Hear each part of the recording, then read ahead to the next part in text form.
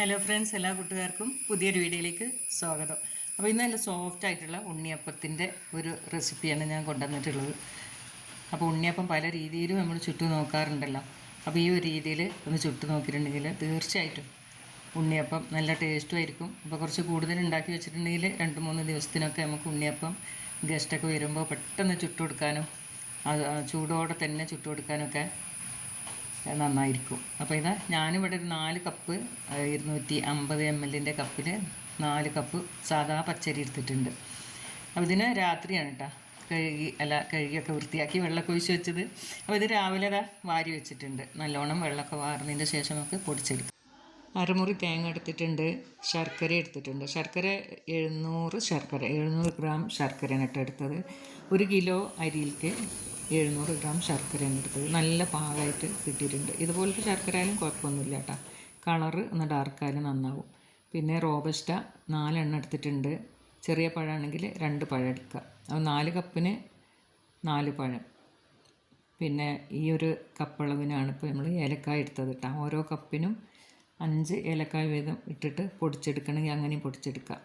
അപ്പോൾ കുതിർന്നതിന് ശേഷം ഇത് 6 കപ്പ് ഉണ്ട് കേട്ടോ അരി. അപ്പോൾ ഞാൻ കൺഫ്യൂഷനൊന്നും വേണ്ടെന്ന് വിചാരിച്ചിട്ടാണ് ഇങ്ങനെ ഒരു വീഡിയോ ചെയ്യുന്നത്. പിന്നെ 700 ഗ്രാമിന് മതി, ഇങ്ങനെ അളവെടുത്ത് നോക്കേണ്ട ആവശ്യമൊന്നുമില്ല. ഒരു കിലോ അരി കുതിർത്താൽ 700 ഗ്രാം ശർക്കര ഉപയോഗിച്ചാൽ മതി. അപ്പോൾ ഇതിൽ 6 കപ്പുണ്ട്. അപ്പോൾ ഈ 6 കപ്പിലേക്കാണ് നമ്മൾ 6 അരിയായിട്ട് ഏലക്ക മാറ്റി വെച്ചത്. അപ്പോൾ ഓരോ കപ്പിനും 5 ഏലക്ക ഇട്ട് കൊടുത്താൽ എല്ലാ പൊടിയിലും നന്നായിട്ട് ആ ഒരു ഏലക്കായൻ്റെ ഒരു ടേസ്റ്റ് ഉണ്ടായിരിക്കും.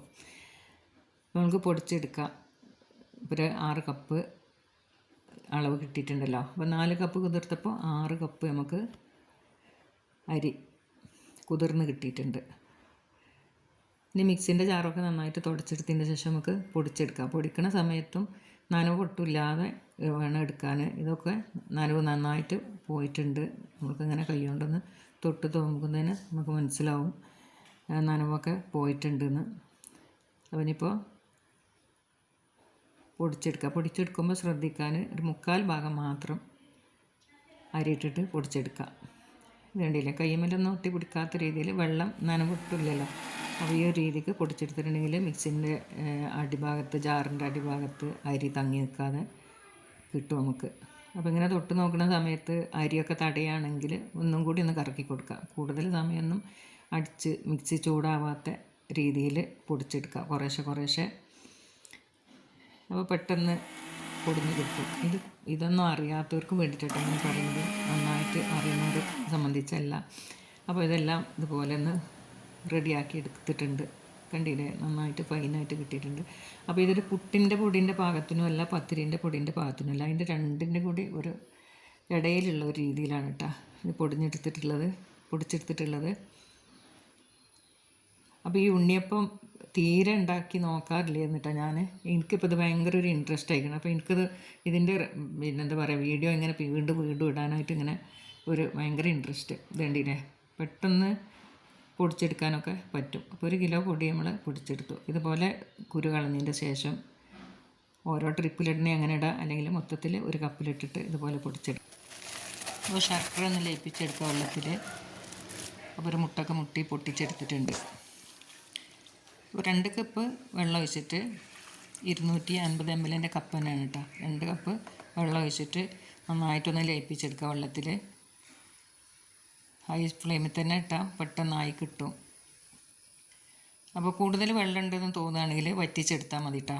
ഇതിപ്പോൾ ഞാൻ വറ്റിച്ചൊന്നും എടുത്തിട്ടില്ല, നല്ല കറക്റ്റായിട്ട് തന്നെ എടുത്തിട്ടുള്ളത്.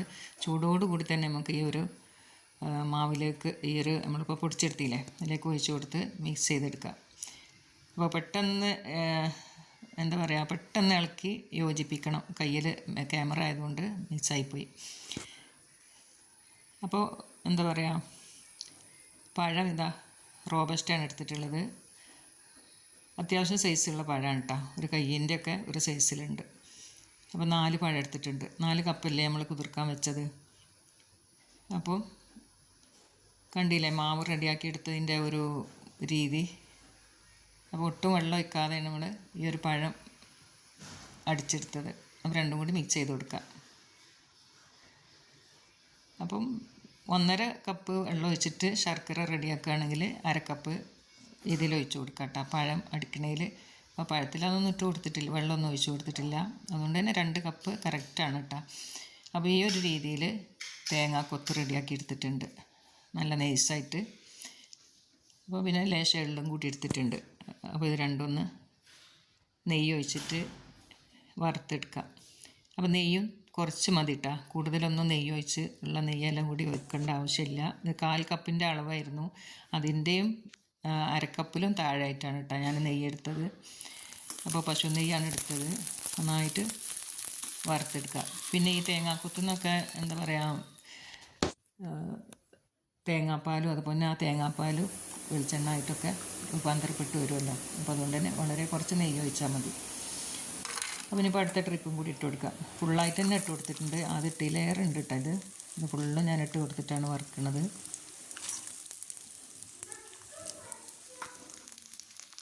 അപ്പോൾ നന്നായിട്ടൊക്കെ വറന്ന് വന്നതിന് ശേഷം നമുക്ക് എള്ളിട്ട് വെക്കുക. എള്ളിട്ട് കൊടുത്തതിന് ശേഷം ഫ്ലെയിം ഓഫാക്കുക, പെട്ടെന്ന് അടുത്തുനിന്ന് മാറ്റുക, വേറെ ഒരു പാത്രത്തിലേക്കെങ്കിലും മാറ്റുക, അല്ലെങ്കിൽ എള്ള് കരിഞ്ഞു പോകും. അപ്പോൾ കരിഞ്ഞ് പോകാത്ത രീതിയിൽ ഇതുപോലെ റെഡിയാക്കി എടുക്കുക. മുത്ത് പോലെ ആയി വന്നിട്ടുണ്ട്. അപ്പോൾ നമ്മൾ മാവൊക്കെ റെഡി ആയിട്ട് ഇരിക്കണമല്ലോ. അപ്പോൾ ഇത് കുറേ കൂടുതൽ സമയം റെസ്റ്റ് ചെയ്യാനൊന്നും വെക്കണ്ട കേട്ടോ. അപ്പോൾ നമ്മൾ തേങ്ങാക്കൊത്തും എള്ളും കൂടി ചേർത്ത് നന്നായിട്ട് മിക്സ് ചെയ്യാം. അപ്പോൾ കുറച്ച് സമയം കഴിഞ്ഞതിന് ശേഷമാണ് കേട്ടോ ഞാൻ ഈ ഒരു ഉണ്ണിയപ്പം ഉണ്ടാക്കിയത്. 1 മണിക്കൂറൊക്കെ കഴിഞ്ഞിട്ടുണ്ടാവും. അപ്പോൾ അത് റെസ്റ്റ് ചെയ്യാനൊന്നും വെക്കാതെ തന്നെ 4 മണിക്കൂർ കുതിർത്ത് വെച്ചതിന് ശേഷം ഉണ്ണിയപ്പം ചുടുന്ന ഒരു വീഡിയോ ഞാൻ ചെയ്തിട്ടുണ്ട്. അതും വളരെ ഈസി ആയിരുന്നു, നല്ല സോഫ്റ്റും ആയിരുന്നു. അപ്പോൾ വീഡിയോ ഒക്കെ കാണാത്തവരുണ്ടെങ്കിൽ ഒന്ന് കാണുക. തീർച്ചയായിട്ടും നിങ്ങളെ കമൻറ്റാണ് നമ്മൾക്ക് വീണ്ടും വീണ്ടും വീഡിയോ ഇടാനുള്ളൊരു പ്രചോദനം. അതുകൊണ്ട് തന്നെ അഭിപ്രായങ്ങൾ അറിയിച്ചാൽ വളരെ സന്തോഷമായിരിക്കും കേട്ടോ. അപ്പോൾ ഉണ്ണിയപ്പമൊക്കെ ഇവിടെ വെച്ച് കൊടുക്കുകയാണ്. കുറച്ച് വെളിച്ചെണ്ണ ഒഴിച്ചിട്ട് വേണമെങ്കിൽ അങ്ങനെ, നെയ്യ് ഒഴിച്ചിട്ട് വേണമെങ്കിൽ അങ്ങനെ, ഏത് രീതിക്കായാലും കുഴപ്പമില്ല കേട്ടോ അത് ചുട്ടെടുക്കാൻ. അപ്പോൾ ഇതിങ്ങനെ ചിന്തിപ്പോവും ചിലപ്പോൾ മറിച്ചിടുമ്പോൾ. അപ്പോൾ അതൊന്നും ടെൻഷൻ അടിക്കാനില്ല, നല്ല രീതിയിൽ തന്നെ കിട്ടും. ഒരു കുഞ്ഞൻ ഉണ്ണിയപ്പച്ചട്ടിയിലാണ് കേട്ടോ ഞാനിത് ചുട്ടെടുക്കുന്നത്. അപ്പോൾ 130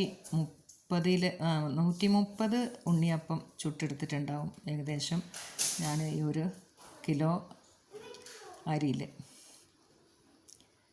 അപ്പോൾ എല്ലാം ഒന്ന് ഇതുപോലെ മറിച്ചിട്ട് ക്ലിയറാക്കി എടുക്കുക. അപ്പോൾ പെട്ടെന്ന് എടുക്കുകയാണെങ്കിൽ നല്ല എന്താ പറയുക, കടിക്കാനൊക്കെ പ്രയാസമുള്ളവർക്ക് ഈസി ആയിട്ട് കഴിക്കാനും പറ്റും. ഇതുപോലെ ക്രഞ്ചി ആയിട്ട് കഴിക്കാൻ പറ്റുന്നവർക്ക്, ഇഷ്ടപ്പെടുന്നവർക്ക് ക്രഞ്ചി ആയിട്ടും ഇത് ചുട്ടെടുക്കാനായിട്ട് പറ്റും. അപ്പോൾ ഇത് കുറച്ച് ക്രഞ്ചിയാണ്, ഇതും നല്ല ടേസ്റ്റാണ്, അതും നല്ല ടേസ്റ്റാണ്. നല്ല മധുരം ഉണ്ട് കേട്ടോ, നല്ല പാക മധുരമാണ്, കൂടുതലൊന്നുമില്ല. എല്ലാവർക്കും നല്ല ഇഷ്ടപ്പെട്ട് നിങ്ങളിതുപോലെ ഉണ്ടാക്കി നോക്കുക. അപ്പോൾ ഈ 700 എന്താ പറയുക, 1 കിലോയ്ക്ക് 700 ഗ്രാം എന്ന് പറഞ്ഞത് 700 ഗ്രാം മാത്രം ശർക്കര കൊണ്ടിരിക്കുക. അങ്ങനെ ആകുമ്പോൾ നമ്മൾക്കൊരു കൺഫ്യൂഷൻ ഇല്ലാതെ ഉണ്ടാക്കട്ടെ. കൂടുതലൊന്നും വാങ്ങിക്കാതെ എത്രയാണോ നമ്മൾ ഉണ്ടാക്കുന്നത് അത്രയും അളവ് പറഞ്ഞിട്ട് ശർക്കര വാങ്ങിച്ചാൽ നമ്മൾക്ക് ഒരു കൺഫ്യൂഷൻ ഇല്ലാതെ മധുരമൊക്കെ റെഡി ആയിക്കോളും. പിന്നെ ഇതിൽ ഉപ്പോ അതുപോലെ തന്നെ ചെറിയ ജീരകം ഒന്നും ചേർത്തിട്ടില്ല കേട്ടോ.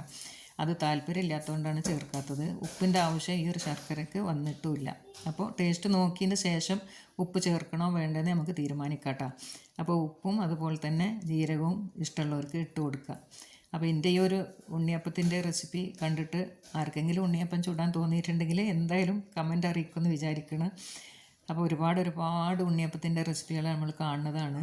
എനിക്കിപ്പോൾ ഉണ്ണിയപ്പം ചൂടാൻ ഒട്ടും മടിയില്ല, പേടിയുമില്ല, നല്ലതായിട്ട് ഉഷാറാവുന്നുണ്ട്. ഏത് രീതിയിൽ എന്താ പറയുക, തിക്കായിട്ടാണെങ്കിലും അത് കുറച്ച് ഒരു ലൂസായിട്ടാണെങ്കിലും ഉണ്ണിയപ്പം നല്ല പെർഫെക്റ്റായിട്ട് കിട്ടുന്നുണ്ട് കേട്ടോ. അപ്പോൾ ഉണ്ണിയപ്പം ചുടാൻ ഇനി ആരും മടിക്കണ്ട, ഈസി ആയിട്ട് ഉണ്ണിയപ്പം ചുട്ടെടുക്കുക.